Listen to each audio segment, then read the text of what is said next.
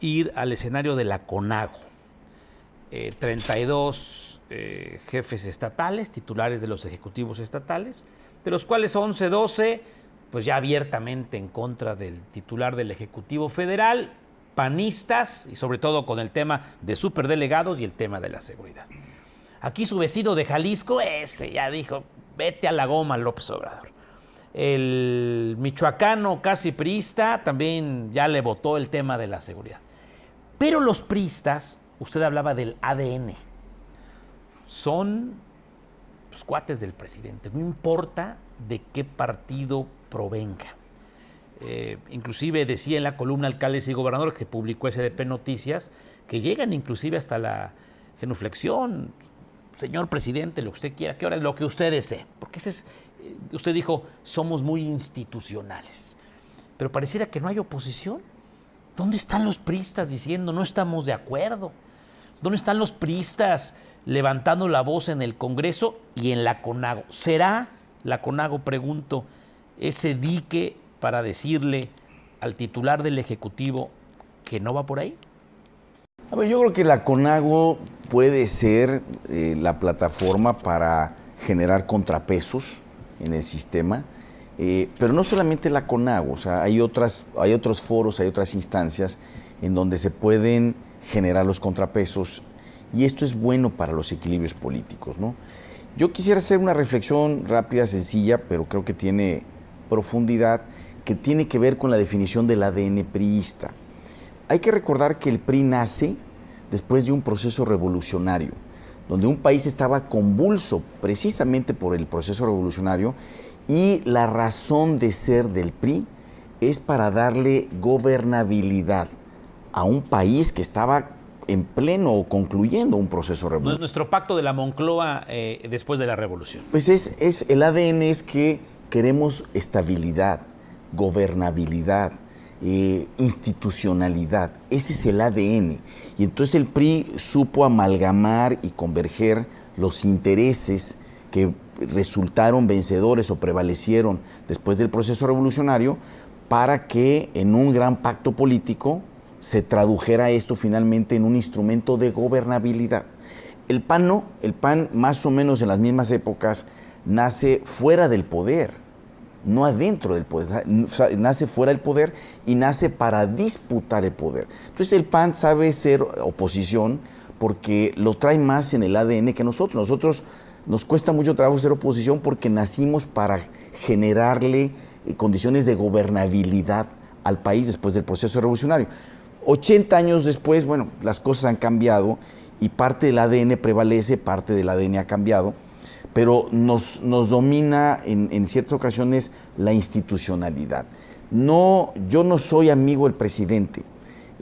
Yo a lo que aspiro es a que exista una relación de respeto, una relación enmarcada en la Constitución, cada quien en sus facultades, una relación de cooperación, una relación civilizada, pero una relación de colaboración institucional. No sumisión.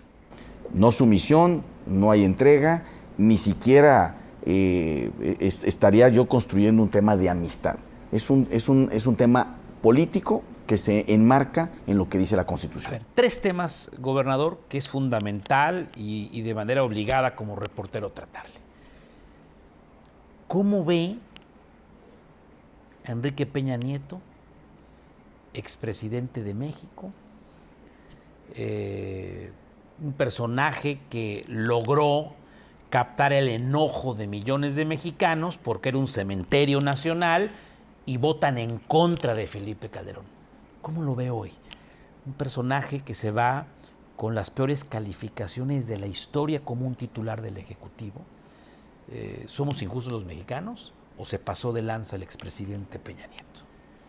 A ver, yo creo que tenemos que analizar antes el ecosistema y marca mis palabras para analizar pues, el nivel de popularidad o cómo va a evolucionar el nivel de popularidad del que asume la presidencia de la República en unos días más.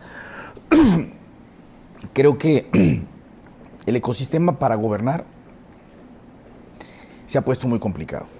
El nivel de complejidad es enorme. Las redes sociales, los medios de comunicación, los congresos de oposición, en fin, hay una serie de cambios tan dramáticos que no podríamos comparar un sexenio actual con un sexenio de hace 30 o 40 años. O no podrías rescatar a alguien que se considere un buen presidente de la República, como pudo haber sido Lázaro Cárdenas en su momento y en su circunstancia, para que nos venga a gobernar en este momento, porque el México que va a haber es completamente distinto y los mecanismos de gobernabilidad son otros, ¿no? Yo creo que cada gobernante enfrenta su circunstancia, su momento, sus retos.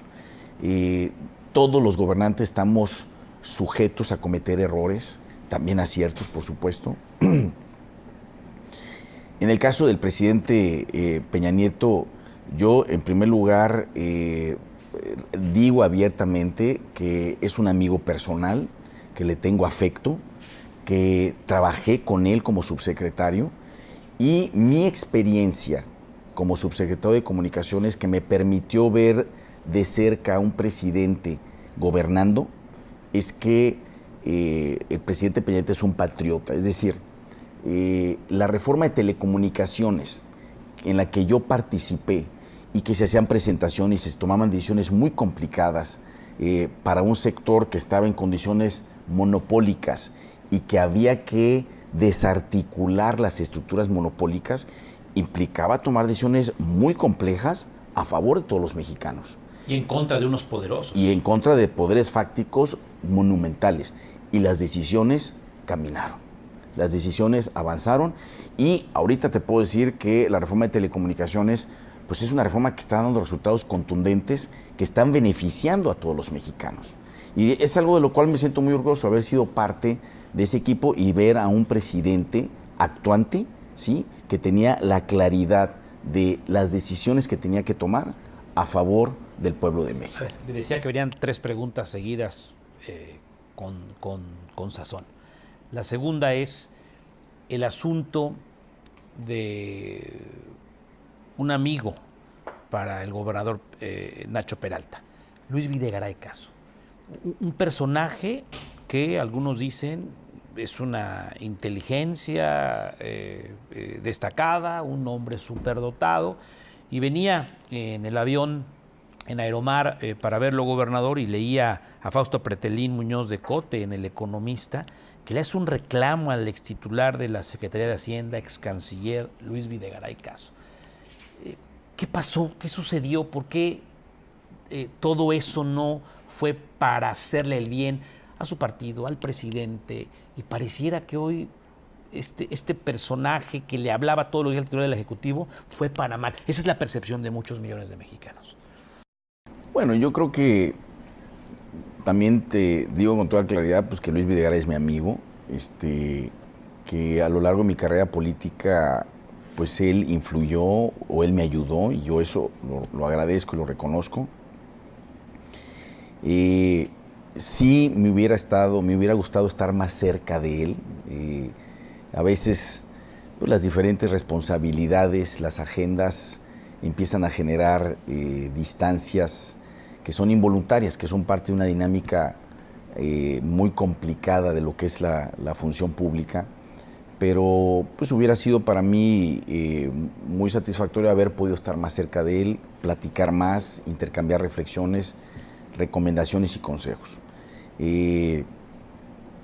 Pues yo creo que como secretario de Hacienda los resultados están a la vista. Se generaron cifras macroeconómicas que son positivas. Me cuesta más trabajo evaluarlo como secretario de Relaciones Exteriores porque yo no soy diplomático y porque no tengo realmente muchos elementos para poder evaluar el desempeño de un secretario de Relaciones Exteriores, pero participó en el tema de la negociación del Tratado de Libre Comercio, me parece que eso es muy importante, y estamos hablando de una secretaria de las Relaciones Exteriores que se maneja en uno de los momentos más complejos de la historia, porque llega pues un personaje como Donald Trump a la presidencia de Estados Unidos, que es un país de enorme relevancia para México, y había que hacer mucha diplomacia, ¿no? A mí me parece que al final del día pues las cosas transitaron transitaron con cierta, digamos, de forma adecuada en relación a valga la redundancia, relaciones entre México y Estados Unidos. La percepción nacional que pueda tener Luis Videgaray en el pueblo de México en este momento puede ser también producto de una evaluación prematura. Yo creo que tenemos que dejar que la historia haga su tarea, que el tiempo haga que las aguas se asienten y que veamos con más claridad y con una mayor reflexión y análisis este sexenio del presidente Peña Nieto, no solamente del desempeño de un secretario como Luis Videgaray, sino de todo su sexenio. Yo conocí al entonces candidato, lo conocí como subsecretario en la ST y después en la columna Alcaldes y Gobernadores estuve siguiendo de cerca las dos campañas, las dos elecciones que tuvo que vivir para convertirse en titular del Ejecutivo. Y ahí en muchas ocasiones hablé de que en Colima hay heridas abiertas. Sus antecesores, por decirlo de manera amable, pues unos impresentables, otros señalados por corrupción y no se diga que hasta sangre, o sea, momentos criminales de cómo acabaron sus antecesores. Y digo que hay heridas abiertas. ¿Usted se va a poder ir de esta casa de gobierno sin cerrar, sin cicatrizar esas heridas? Porque mucha gente está enojada allá afuera. Bueno, yo aspiro, en primer lugar, a concluir, ya llevo la mitad prácticamente de mi mandato, a concluir mi mandato en 3 años más, habiendo logrado mis objetivos como gobernador, que son los objetivos que se plantean en el Plan Estatal de Desarrollo, dejar un legado, ¿no? Pasar a la memoria histórica, salir a la calle, ¿no? Y pues saludar a la gente y poder reintegrarme a mis actividades como un ciudadano más, asistir a eventos sociales, eventos políticos o simplemente ir a un restaurante o ir al cine como cualquier ciudadano más, sin que nadie tenga un reclamo o que me vayan a increpar, ¿no? No quiero tampoco aplausos ni reconocimientos, yo estoy haciendo mi trabajo y lo trato de hacer apegado a lo que establece las leyes, la Constitución y las leyes, pero sobre todo con la sensibilidad social y la efectividad de lograr los resultados que se buscan. Las heridas abiertas, pues aspiro también a que cicatricen. Probablemente algunas de ellas logremos cerrarlas, tal vez algunas no, pero Colima avanza y aspiro, como ya lo dije, a que el Colima que yo entregue dentro de 3 años sea un mucho mejor Colima que el que yo recibí. Señor gobernador, para concluir, el escenario para muchos gobernadores pues no podría estar peor. Presidente de la República de Morena, Congreso Federal, guinda, y como muchos otros gobernadores, Congreso local, super guinda. ¿Se puede gobernar así? ¿Se puede trabajar así? Usted me decía, el ecosistema nos pone dificultades, pero no son dificultades, son diques, son barreras donde ya ni siquiera la política se hace grilla por WhatsApp, ¿no? Te invitas a comer. Esto ya no es posible. Se acabó, te invito a comer, hermano, y nos vemos mañana y platicar. Esto ya no se puede, ¿o sí se puede? A ver, hace unos momentos el nivel de complejidad se ha incrementado de manera dramática, pero tampoco significa eso que se va a paralizar el país o que se le va a poner pausa a Colima. Creo que hay que hacer política, mucha política, hay que dialogar, hay que entender que no vamos a ganar todas las batallas, hay que saber ceder, hay que minimizar el costo de lo que se tenga que ceder y hay que buscar la manera en la que se pueden lograr los resultados. Yo pues estoy curtido en la adversidad. Desde la campaña a la gobernatura, pues tuve que hacer 2 campañas para poder ser gobernador. Hay pocos casos en la historia que tienen que pelear 2 veces la gobernatura.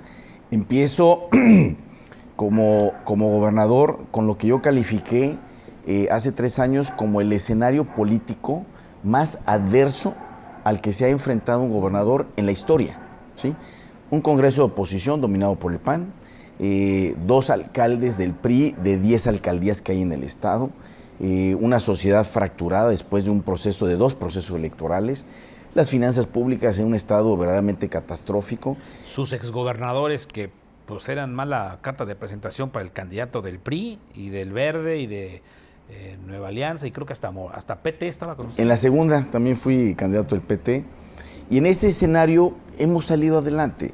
La historia nos enseña, porque lo que yo pensé que era mi punto más complejo el de hace 3 años, pues la situación que ahorita estoy viviendo hace que aquella situación pues parezca un paseo dominical casi, ¿no? El nivel de complejidad nunca pensé que se iba a poner todavía más complicado, y sin embargo estamos conociendo escenarios imprevistos. Pero bueno, deberemos de tener la capacidad política y la capacidad de diálogo. Yo creo que hay aquí algo que es muy importante.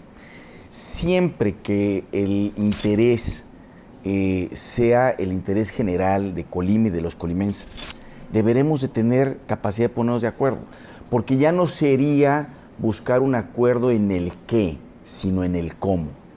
El qué es Colima y los colimenses, el cómo ahí podemos debatir, pero seguramente habrá capacidad para lograr converger, tener una visión conjunta y lograr resultados. Le deseo suerte, señor gobernador. En otra ocasión hablamos del turismo, hablamos de cómo reactivar el puerto de Manzanillo, de si es oportunidad de negocio o no. Pero gracias por esta charla donde hablamos de política en un escenario verdaderamente complejo para el gobernador Peralta. Gusto en saludarle. Gustavo, muchísimas gracias. Me despido con gusto de quienes nos ven, nos escuchan. Muchas gracias. Gracias a usted por su sintonía. Le recuerdo, más entrevistas aquí. Y yo soy Gustavo Rentería y lo invito como siempre a que juntos hagamos mejores noticias para un mejor México. Pásenla bien. Adiós.